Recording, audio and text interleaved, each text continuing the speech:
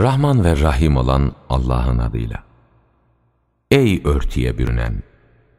Birazı dışında geceleyin, gecenin yarısında ibadet için kalk veya yarıdan biraz eksilt yahut onu biraz arttır ve Kur'an'ı ağır ağır oku.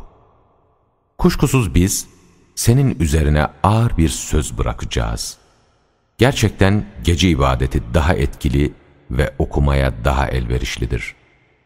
Çünkü senin gündüzün gün boyu süren uğraşıların vardır. Ancak bununla birlikte gece veya gündüz Rabbinin adını an ve bütün benliğinle O'na yönel. O doğunun ve batının Rabbidir. Ondan başka ilah yoktur. Öyleyse sen yalnız O'na güven.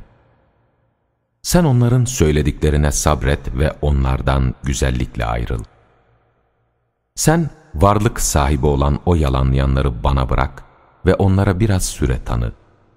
Çünkü onlar için yanımızda bukağılar, yakıcı bir ateş, boğazı tırmalayan bir yiyecek ve can yakıcı bir azap olacaktır.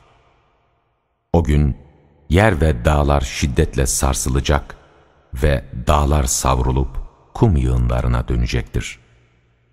Doğrusu biz Firavun'a bir elçi gönderdiğimiz gibi size de hakkınızda tanıklık edecek bir elçi göndermiş bulunuyoruz. Ama Firavun o elçiye karşı gelmiş, bu yüzden biz de onu çok ağır bir biçimde yakalamıştık. Eğer inkar edecek olursanız, çocukları ihtiyarlatacak olan o günün azabından kendinizi nasıl koruyacaksınız? Çünkü o günün şiddetinden gök parçalanacak ve böylece Allah'ın vaadi yerine gelmiş olacaktır. İşte bu bir öğüttür. O halde kim dilerse Rabbine ulaştıran bir yol tutar.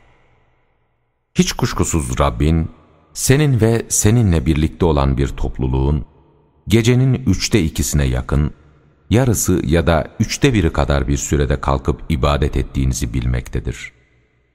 Gece ve gündüzü ölçüp düzenleyen Allah'tır. O sizin bu vakitleri izleyip sayamayacağınızı bildiği için sizi bağışlamıştır. O halde Kur'an'dan kolayınıza geleni okuyun. Allah içinizden hastaların bulunacağını, bir kısmınızın rızık aramak için yeryüzünde dolaşacağını ve diğer bir kısmınızınsa Allah yolunda savaşacağını bilmektedir. O halde Kur'an'dan kolayınıza geleni okuyun. Namazı kılın, zekatı verin ve Allah'a güzel bir ödünç verin.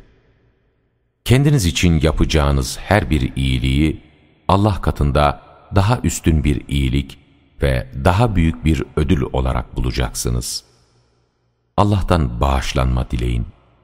Çünkü Allah çok bağışlayan, çok merhamet edendir.